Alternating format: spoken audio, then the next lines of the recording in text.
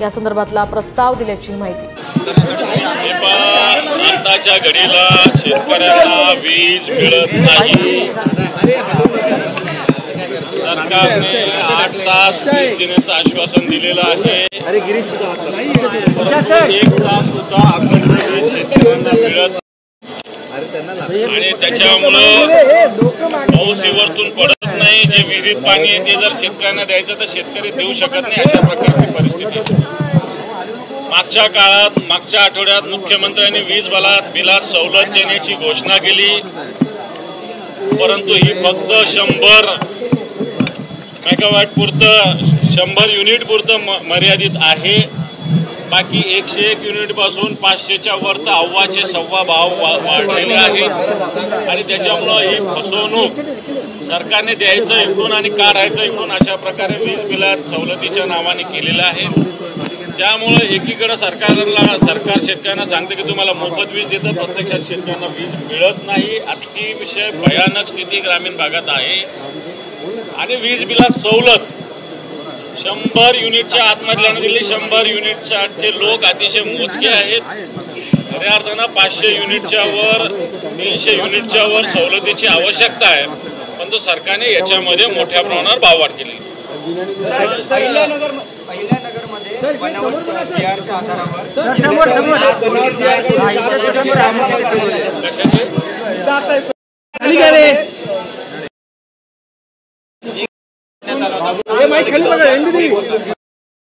परवाच सभागृहात सूत्र पत्र दिलं गेलं प्रसाद हे राज्याचं आहे।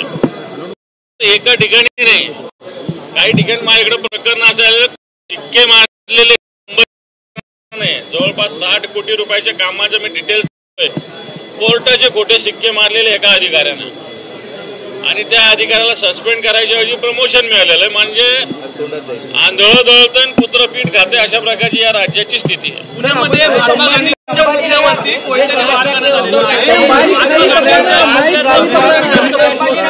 मुलींसोबत योग्य वागणूक बालसुधारगृहात होत नव्हती संभाजीनगरात ज्या 9 मुली त्या वसतिगृहातून निघून गेल्या होत्या, आता त्याला पळून गेल्या म्हणतील, परंतु त्या तिथल्या वर्तणुकीमुळे एक मुलगी तर अक्षरशः रस्त्यावर भीक मागत होती, ती सापडलेली आहे, जी हरवली होती।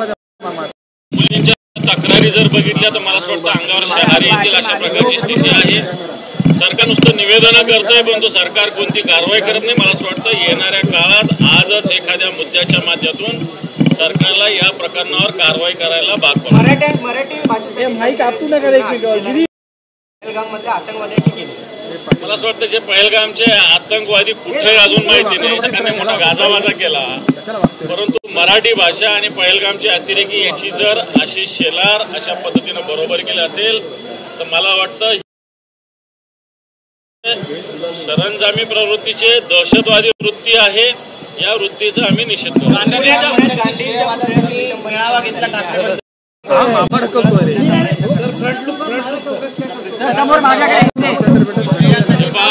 महात्मा गांधींचा पुतळा, महात्मा गांधी या नुसते देशात